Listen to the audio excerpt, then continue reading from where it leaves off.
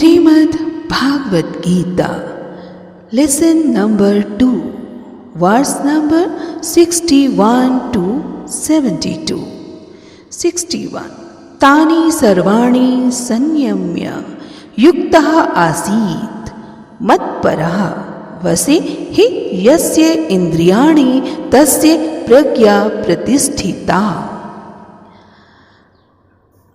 One who restrains his senses, keeping them under full control, and fix his consciousness upon me, is known as a man of steady intelligence.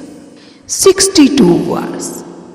Dhyayatah visyan punsah sangah tesu upjayate sangat sanjayate kamah kamat krodha abhijayate. While contemplating yani vichar, while contemplating the objects of the senses, a person develops attachment for them, and from such attachment lust develops, and from lust anger arises. Verse number 63. Krodhat bhavati sammoha sammohat smriti vibhramaha smriti bhranshat buddhi nashat pranashyati.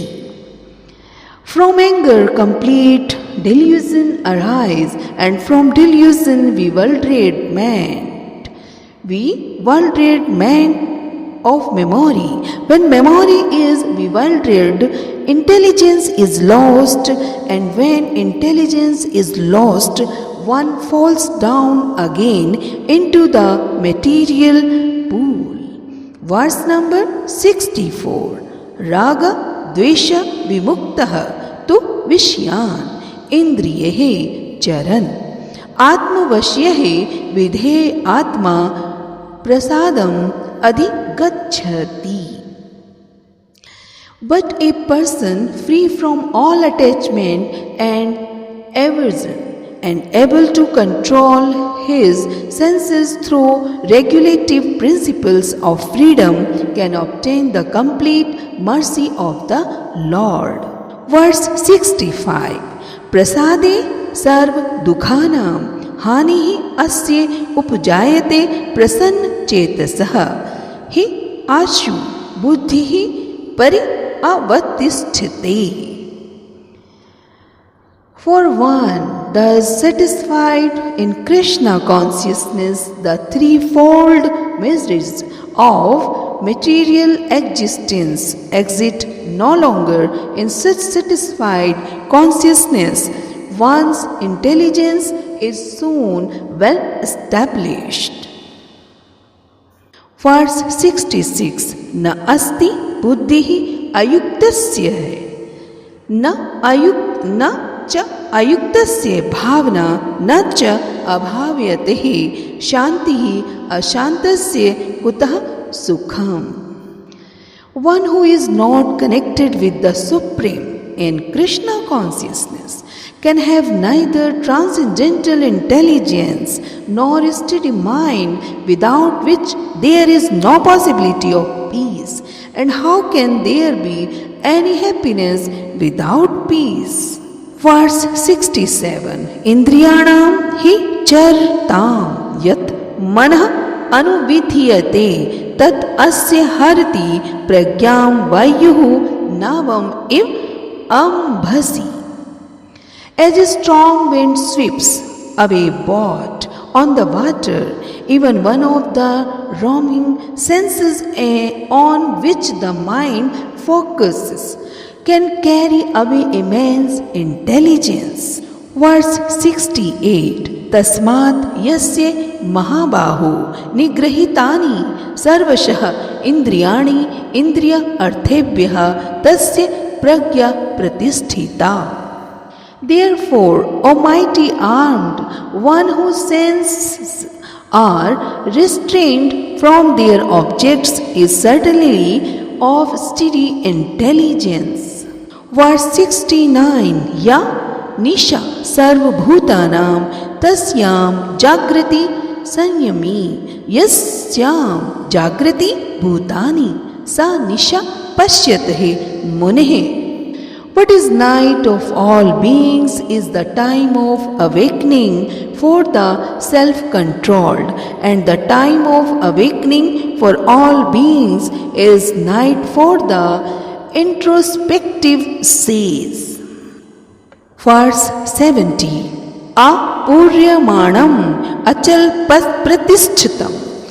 Apuryamanam achal pratistham samundram apaha pravishanti yadyat tadyat kamaha yam pravishanti sarve sah shantim apnoti na kam kami. A person who is not disturbed by the incessant flow of desires that enter like rivers into the ocean, which is ever being filled but is always still, can alone achieve peace, and not the man who strives to satisfy such desires. Verse 71. Vihai kaman yah sarvan puman charati nispraha nirmamaha nirankaraha sah shantim adhigacchati. A person who has given up all desires for senses gratification, who lives free from desires, who has given up all senses of proprietorship and is devoid of false ego, he alone can attain real peace. Verse 72. Esha Brahmi Sthitihi Parth na enam prapye vimuhayati. Sthitva asyam antkale api brahma nirvanam richati. That is the way of the spiritual and godly life, after attaining which a man is not bewildered. If one is thus situated, even at the hour of death,